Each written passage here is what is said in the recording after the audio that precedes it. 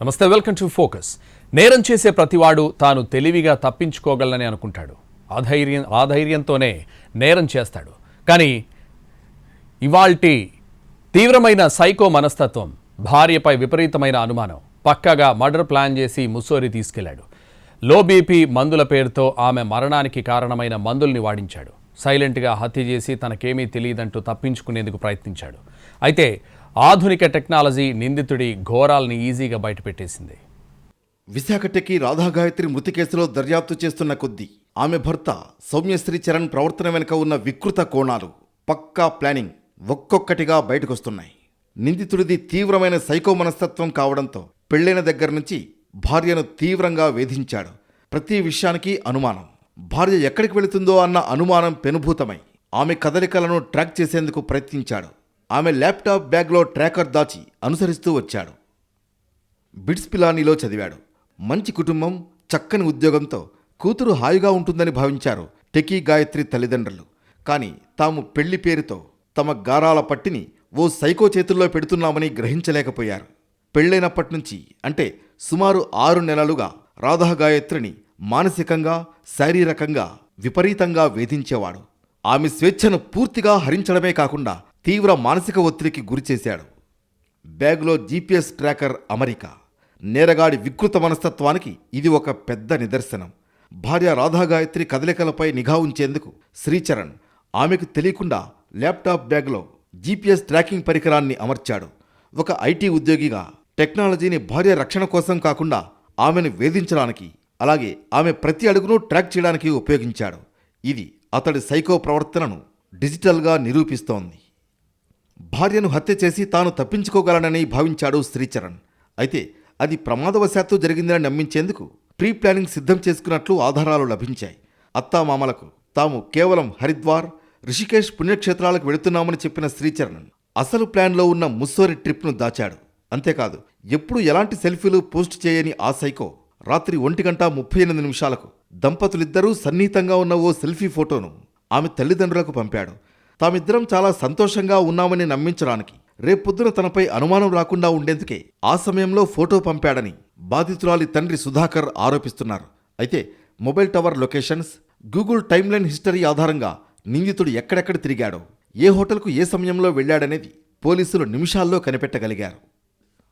ఘటనకు ముందు వీరిద్దరి మధ్య, అలాగే కుటుంబ సభ్యులతో జరిగిన వాట్సాప్ సంభాషణలు, ఫోన్ కాల్స్ డేటా ఇప్పుడు కీలకమయ్యాయి. శ్రీచరణ్ ప్రతి చిన్న విషయానికి ఆమెకు వీడియో కాల్స్ చేయాలంటూ తీవ్ర మానసిక ఒత్తిడికి గురిచేసినట్లు సైబర్ ఆధారాలు లభిస్తున్నాయి. గాయత్రికి లో బీపీ సమస్య ఉందని చెబుతున్న నిందితుడు దీన్ని ఓ అవకాశంగా మలుచుకున్నాడు. ఆమెకు బీపీ మందుల పేరుతో ప్రమాదకర మందుల్ని మింగించినట్లు పోలీసులు చెబుతున్నారు. ఆ మందుల్ని వాడేలా ఆమెపై ఒత్తిడి తెచ్చాడని ఎఫ్ఐఆర్లో పేర్కొన్నారు. తాను, భార్య గాయత్రి రెడ్ వైన్ తాగి పడుకున్నామని పోలీసులకు తెలిపాడు శ్రీచరణ్. అయితే తమ కూతురికి మద్యం తాగే అలవాటు లేదంటున్నారు తల్లిదండ్రులు. అయితే హోటల్ గదిలో దొరికిన మద్యం బాటిల్స్లో మత్తుమందు కలిపి బలవంతంగా తాగించి ఉంటాడని అనుమానాలు వ్యక్తమవుతున్నాయి. ఇద్దరం మద్యం తాగి పడుకున్నామని, ఉదయానికి ఆమె స్పృహ లేకుండా పడి ఉందని, లో బీపీ వల్లే బ్రెయిన్ స్ట్రోక్ వచ్చి ముక్కులో రక్తం కారి చనిపోయిందని కథలు అల్లాడు. కుటుంబ సభ్యులకు కూడా మొదట తప్పుడు సమాచారం ఇచ్చి తప్పుదోవ పట్టించాడు. మద్యం సేవించారు కదా అని అంటే చరణ్ ఇదే స్టేట్మెంట్ ఇచ్చాడు మీడియాకు. హోటల్ వారు ప్రైవేట్ చేశారు అని. నేను ఆ న్యూస్ వినగానే షాక్ అయ్యాను. నేను హోటల్ వాళ్ళు ఎలా మద్యం ప్రైవేట్ చేస్తారు, ఎలా ఎంకరేజ్ చేస్తారు అని. నేను ప్రజెంట్ అయితే మా అమ్మాయి కేసు విషయంలో మసూరిలోనే ఉన్నాను. నేను అప్పుడు మసూరి పోలీసు పర్మిషన్ తీసుకుని నేను ఆ హోటల్కి ఫోన్ చేసి ఎంక్వైరీ చేయడం జరిగింది. వాళ్ళు ఇదే చెప్పారు నాకు, మేము ఎటువంటి మద్యం కానీ మారకద్రవ్యాలు కానీ ఎటువంటి ఏవి సప్లై చేయము, లోపలికి ఎలా కూడా చేయమని చెప్పారు. ప్రస్తుతం ముస్సోరి పోలీసులు నిందితుడిపై హత్య కేసు నమోదు చేశారు. డెహ్రాడూన్ హాస్పిటల్ నుంచి రానున్న ఫోరెన్సిక్ విసరా టాక్సికాలజీ రిపోర్ట్ ద్వారా ఆమెకు ఏ రకమైన విషం లేదా మత్తుమందు ఇచ్చారనే దానిపై పక్కాగా ఆధారాలు తేలనున్నాయి. హత్యకు ముందు 48 గంటల్లో జరిగిన ఆన్లైన్ బ్యాంకింగ్ ట్రాన్సాక్షన్లు, హోటల్ లేదా హోమ్స్టే పరిసరాల్లోని సీసీటీవీ ఫుటేజ్ రికార్డులను పోలీసులు క్షుణ్ణంగా పరిశీలిస్తున్నారు. హోటల్లో దొరికిన మద్యం బాటిళ్లు, వారు ఆర్డర్ చేసిన ఆహారంలో ఏవైనా మత్తుమందులు కలిపారా అన్న కోణంలో డిజిటల్ పేమెంట్ ఆధారాలను కూడా లింక్ చేస్తున్నారు. ఆధునిక సాంకేతికత, డిజిటల్ ఆధారాలు ఎంతటి తెలివైన నేరగాడినైనా చట్టానికి దొరకబుచ్చుతాయనడానికి విశాఖ టెకీ రాధాగాయత్రి అనుమానాస్పద మృతి కేసే ఒక పెద్ద ఉదాహరణ. తానేదో పక్కా ప్లాన్తో తప్పించుకోవచ్చని భర్త సౌమ్యశ్రీ చరణ్ భావించినప్పటికీ అతను వదిలిన డిజిటల్ కాళ్ల గుర్తులు ఇప్పుడు అతన్ని బోన్లో నిలబెడుతున్నాయి. ప్రస్తుత టెక్నాలజీ యుగంలో నేరాన్ని దాచడం అసాధ్యం. పోస్టుమార్టం నివేదికతో పాటు ఫోరెన్సిక్ సైన్స్, మొబైల్ డేటా, అలాగే ల్యాప్టాప్ బ్యాగులో దొరికిన ట్రాకర్ వంటి సాంకేతిక సాక్ష్యాలే ఈ సైకో భర్తను చట్టం ముందు నేరస్తుడిగా నిలబెట్టబోతున్నాయి. విశాఖ టెకీ రాధా గాయత్రి మృతి కేసు ఉత్తరాఖండ్ డీజీపీ దగ్గరికి వెళ్ళింది. పూటకు అనుమానాలు బయటకు వస్తున్న నేపథ్యంలో అసలు నిజాలు తేల్చాలని రాధా గాయత్రి తండ్రి ముస్సోరీలో కంప్లైంట్ చేశారు. అక్కడ రాధా గాయత్రి భర్త శ్రీచరణ్పై మర్డర్ కేసు కూడా ఫైల్ అయింది. ఉత్తరాఖండ్లోని ముస్సోరీ హిల్ స్టేషన్లో గల ఒక హోటల్లో అనుమానాస్పద స్థితిలో మరణించిన తెలుగు సాఫ్ట్వేర్ ఉద్యోగిని రాధా గాయత్రి కేసులో కీలక పరిణామం చోటు చేసుకుంది. రాధా గాయత్రి మృతిపై ఆమె తండ్రి ముస్సోరీ పోలీసులకు అధికారికంగా ఫిర్యాదు చేశారు. ఈ ఫిర్యాదు ఆధారంగా మృతురాలి భర్త శ్రీచరణ్పై పోలీసులు హత్య కేసు నమోదు చేసి దర్యాప్తు ప్రారంభించారు. తన కుమార్తె మరణం వెనుక బలమైన అనుమానాలు ఉన్నాయని, దీన్ని హత్యగా పరిగణించి సమగ్ర విచారణ జరపాలని ఆయన డిమాండ్ చేశారు. తన ఫిర్యాదులో శ్రీచరణ్ ప్రవర్తనపై రాధా గాయత్రి తండ్రి పలు సంచలన ఆరోపణలు చేశారు. అల్లుడు శ్రీచరణ్ పైనే తమకు 100% అనుమానాలు ఉన్నాయంటూ కొన్ని కీలక ఆధారాలను పోలీసులకు అప్పగించారు. కుటుంబ సభ్యులకు కేవలం ఋషికేశ్, హరిద్వార్ యాత్ర గురించే చెప్పారని, టూర్ ప్లాన్లో ముస్సోరీ ఉన్నట్లు తమకు అస్సలు చెప్పలేదని సుధాకర్ చెబుతున్నారు. అంతేకాదు, జూన్ 14వ తేదీ రాత్రి భార్యాభర్తలు ఇద్దరు సన్నిహితంగా ఉన్న ఒక సెల్ఫీ ఫోటోను శ్రీచరణ్ ఫోన్ నుంచి పంపించాడని, ఎప్పుడూ లేని విధంగా అర్ధరాత్రి దాటాక 1:38 ఆ సెల్ఫీ పంపడం కూడా అనుమానంగా ఉందన్నారు. బంగీ జంప్కి వెళ్లామని శ్రీచరణ్ చెబుతున్నా వారిద్దరి ఫోన్లలో దానికి సంబంధించిన ఒక్క ఫోటో కూడా లేకపోవడం మరిన్ని అనుమానాలకు తావిస్తోందని చెప్పుకొచ్చారు తండ్రి సుధాకర్. పెళ్లైనప్పటి నుంచి శ్రీచరణ్ తన కుమార్తెతో సరిగ్గా కలిసి ఉండేవాడు కాదని, ఆమెను తీవ్ర మానసిక వేధింపులకు గురిచేసేవాడని పేర్కొన్నారు. శ్రీచరణ్ ఒక సైకోలా ప్రవర్తించేవాడని, నిరంతరం నిఘా ఉంచేందుకు గాయత్రి బ్యాగులో ట్రాకర్ కూడా పెట్టేవాడని ఆవేదన వ్యక్తం చేశారు. భర్త పెట్టే వేధింపుల గురించి గాయత్రి గతంలో తమతో పలుమార్లు చెప్పి ఏడ్చిందని ఆయన ఫిర్యాదులో వివరించారు. కుమార్తె మరణంపై భర్త శ్రీచరణ్ వ్యవహరిస్తున్న తీరుపై ఆయన తీవ్ర అభ్యంతరం వ్యక్తం చేశారు. రాధా గాయత్రికి లో బీపీ ఉందని శ్రీచరణ్ అబద్ధాలు చెబుతున్నాడని, కానీ ఆమె ఆరోగ్య చరిత్రలో ఎప్పుడూ బీపీ సమస్య లేదని స్పష్టం చేశారు. భార్య చనిపోతే శ్రీచరణ్ ఎందుకు మౌనంగా ఉన్నాడని ఆయన ప్రశ్నించారు. అలాగే హోటల్లో బీర్లో మత్తు పదార్థాలు కలిపారనే వార్తలు మీడియాలో వస్తున్నాయని, ఈ కోణంలో కూడా పోలీసులు లోతుగా విచారణ జరపాలని కోరారు. ఈ కేసులో పోలీసులు ప్రాథమిక ఆధారాలను సేకరించడంలో నిర్లక్ష్యం వహించారని రాధా గాయత్రి తండ్రి ఆరోపించారు. ఘటన జరిగిన రోజున భర్త శ్రీచరణ్ రక్త నమూనాలను ఎందుకు సేకరించలేదని ఆయన నిలదీశారు. ఈ కేసులో నిజాలు బయటకు రావాలంటే ఫోరెన్సిక్ ల్యాబ్ ద్వారా శాస్త్రీయ విచారణ జరపాలని డిమాండ్ చేశారు. ఘటనకు ముందు జరిగిన 48 గంటల ఆర్థిక లావాదేవీలను పరిశీలించాలని, రాధకు నిజంగానే మత్తు పదార్థాలు ఇచ్చారా లేదా అనేది తేల్చాలన్నారు. దీంతోపాటు హోటల్ రికార్డులు, ఫోన్ కాల్ డేటా, సీసీటీవీ ఫుటేజీలను తక్షణమే భద్రపరచాలని ముస్సోరీ పోలీసుల్ని కోరారు. తండ్రి ఫిర్యాదుతో రంగంలోకి దిగిన పోలీసులు అన్ని కోణాల్లో దర్యాప్తును వేగవంతం చేశారు. గాయత్రి మరణానికి ముందు రోజు ఇద్దరూ జాలీగా తిరిగినట్లు ఈ ఫోటోలు, వీడియోల్లో తెలుస్తోంది. రిషికేశ్, డెహ్రాడూన్లోని పర్యాటక ప్రాంతాల్లో తిరుగుతూ ఎంజాయ్ చేసినట్లు అర్థమవుతోంది. ఇద్దరూ కలిసి బంగీ జంప్ సహా వివిధ స్పోర్ట్స్, అడ్వెంచర్ యాక్టివిటీస్లోనూ పార్టిసిపేట్ చేశారు. డెహ్రాడూన్ క్లాక్ టవర్ దగ్గర గాయత్రి, శ్రీచరణ్ సెల్ఫీ కూడా తీసుకున్నారు. ఇద్దరూ కలిసి రెంట్కు తీసుకున్న స్కూటీలో తిరుగుతూ ఫోటోలు తీసుకున్నారు. రిషికేశ్లో అంత జాలీగా ఉన్న ఇద్దరు అసలు ముస్సోరీకి ఎందుకెళ్లారు? ముస్సోరీలో ఏం జరిగింది? ఇదే తేల్చాలని పట్టుబడుతున్నారు గాయత్రి పేరెంట్స్. అమ్మా, నేను ఇక అతడితో కాపురం చేయలేను, ప్రతిదానికి అనుమానిస్తూ నరకం చూపిస్తున్నాడు. నాన్న పుట్టినరోజు వేడుకల కోసం వైజాగ్కు వచ్చాక నేను ఇక తిరిగి ఢిల్లీ వెళ్ళను, మీతోనే ఉండిపోతాను అని చెప్పిందని తల్లిదండ్రులు వాపోయారు. అందుకు నిన్న రావాలండి, మొత్తం అందరూ చేయించుకున్నారు టికెట్స్. నిన్న రావాల్సింది. ఇలా జరగడం మాకు అది అంటే అది నిన్న వచ్చి ఉండిపోతానన్న మాట చెప్పింది. ఆ అబ్బాయి ఏంటంటే దీని ఫోన్ని ఏం చేస్తారంటే హ్యాక్ చేస్తారా, నాకు అలాంటి మాట చేస్తున్నాడు. ఏది వచ్చినా ఆ అబ్బాయికి వెళ్ళిపోతుంది. మేమేం పెట్టినా, మాతో ఏం మాట్లాడినా, తల్లిగా నాతో మాట్లాడితే చూపించాలి, వీడియో కాల్ చేసినా ఏం చేసినా అవన్నీ అబ్బాయికి వెళ్తుంటాయి. ఆ అమ్మాయి నాతో ఈ మాట చెప్పింది, అమ్మ నేను వచ్చిన తర్వాత ఉండిపోతాను, నేను చెప్తాను అన్నీ, అక్కడ ఏం జరిగిందా, ఏం చేస్తున్నాడా, వీళ్ళు అన్నీ చెప్తాను మీకు.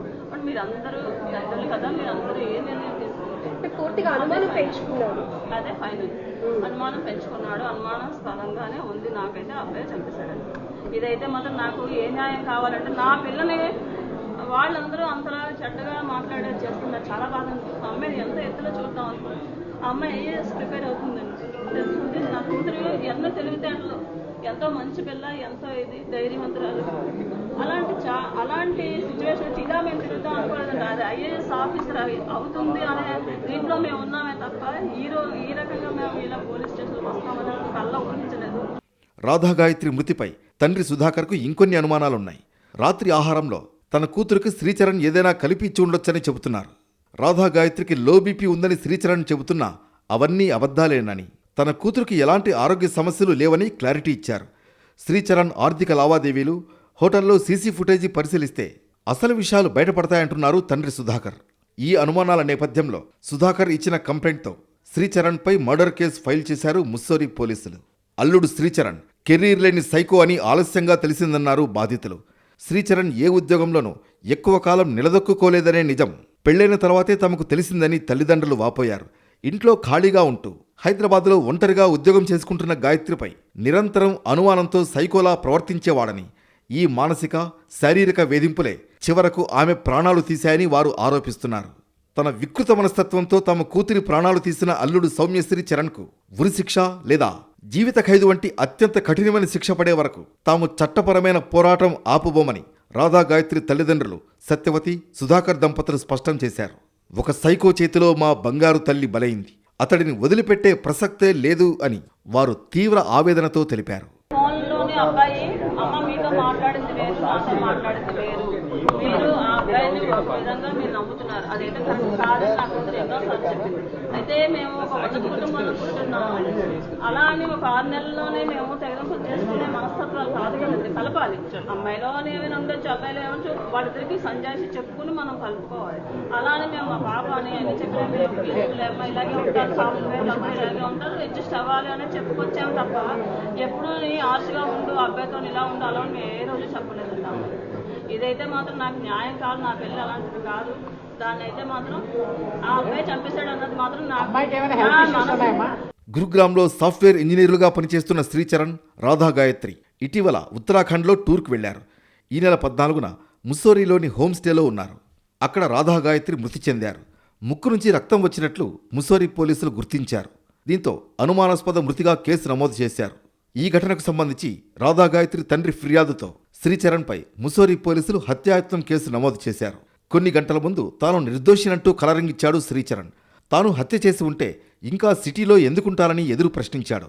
తన అత్తా మామ విషాదంలో ఉన్నారని, అందుకే ఏవేవో మాట్లాడుతున్నారన్నాడు. And ready to answer anything to the authorities itself. All of those details have already been shared with you. My marriage date is 8th of November. No, I don't want to explain anything. Everything will be explained to you in the final report from the police of Uttarakhand itself. And beyond that, I have no other thing to say.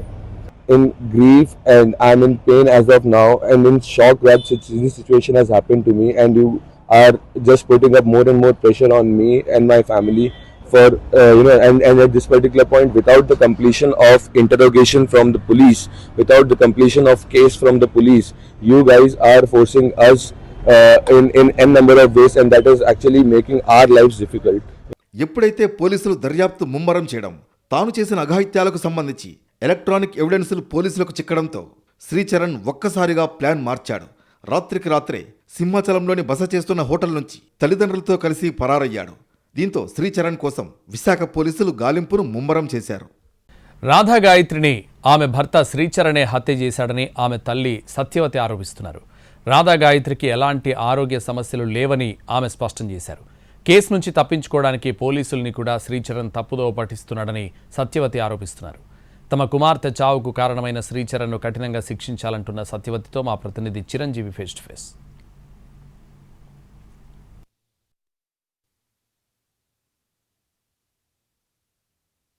ముసూరులో విశాఖకు చెందినటువంటి software ఉద్యోగిని రాధా గాయత్రి మృతి మీద ప్రస్తుతానికి అక్కడ పోలీసులు case అయితే file చేయడం జరిగింది. దీనికి సంబంధించి రాధా గాయత్రి తల్లి, అమ్మ మీకు ఎటువంటి న్యాయం కావాలి, ఏం చేయాలి?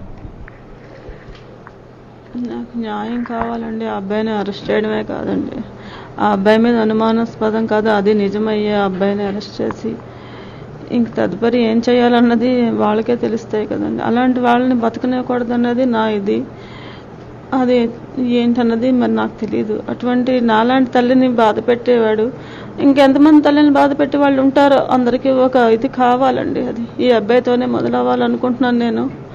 అది ఎటువంటి న్యాయం అన్నది అది మీకే తెలుస్తుంది. నేనేం చెప్పగలను.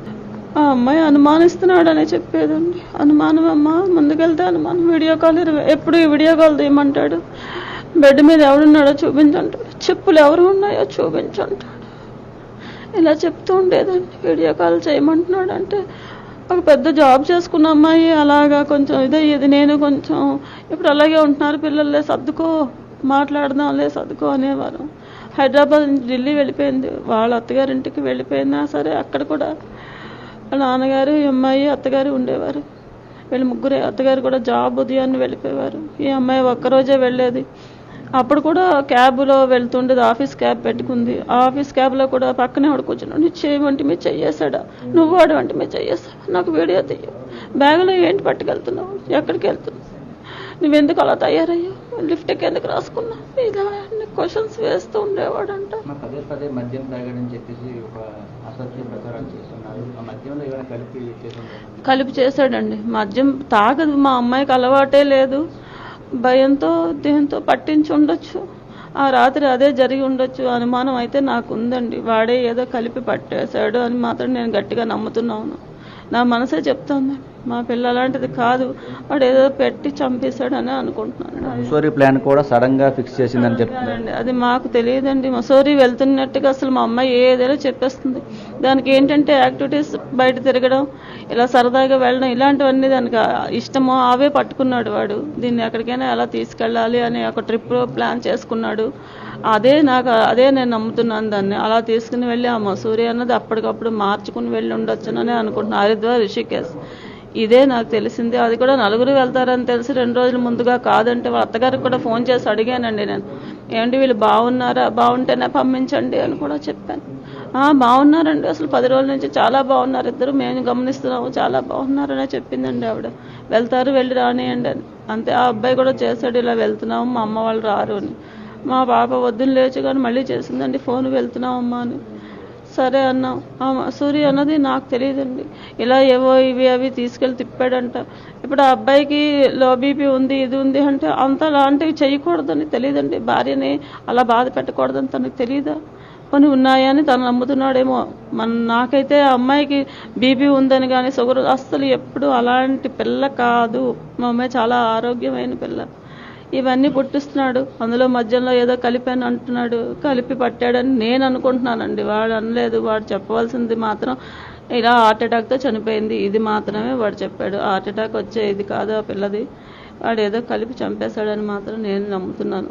ఇది నా నమ్మకం. మా వారిది నమ్మకం కూడా అదే. మా వారు ఒక ఎక్స్ ఆర్మీ అండి. తన దాని బిడ్డకే లేదు క్షేమం అంటే ఇంకెవరికి ఉంటుంది? ఇదే మేము బాధపడుతున్నాం. హోమ్ మినిస్టర్ గారిని కూడా మీరు మాట్లాడడం జరిగింది. ఆవిడ ఏమీ ఇచ్చారు, ఎటువంటి చర్యలు తీసుకుంటామని చెప్పారు? ఆవిడ తీసుకుంటా అన్నారండి. నేను చర్య తీసుకుంటానమ్మా, చూస్తున్నాను, నేను రోజు ఇదే ఫాలో అవుతున్నాను, తప్పకుండా న్యాయం చేస్తామని చెప్పారు. ప్రస్తుతానికి రాధా గాయత్రి తల్లిదండ్రులంతా కూడా మొదటి నుంచి వ్యక్తం చేస్తున్న అనుమానమే ఫైనల్గా నిజమైంది. దీనికి సంబంధించి మొదటి నుంచి అనుమానాస్పద మృతి కేసుగా నమోదు చేసినటువంటి ముసూరి పోలీసులు ఇప్పుడు హత్య కేసుగా మలచడం, తర్వాత ఇక్కడి నుంచి ఎవరైతే శ్రీచరణ్ కూడా పరారులో ఉన్నట్టు తెలుస్తుంది. దానికి సంబంధించి కూడా పూర్తి స్థాయిలో పోలీస్ యంత్రాంగం దృష్టి పెట్టాలని చెప్పేసి ఇప్పటికే ఆదేశాలు కూడా జారీ చేయడం జరిగింది. మరోవైపు న్యాయం కావాలని ఈ విధంగా తల్లి ఆవేదన వ్యక్తం చేస్తుంది. కెమెరా చిరంజీవి NTV విశాఖ నుంచి.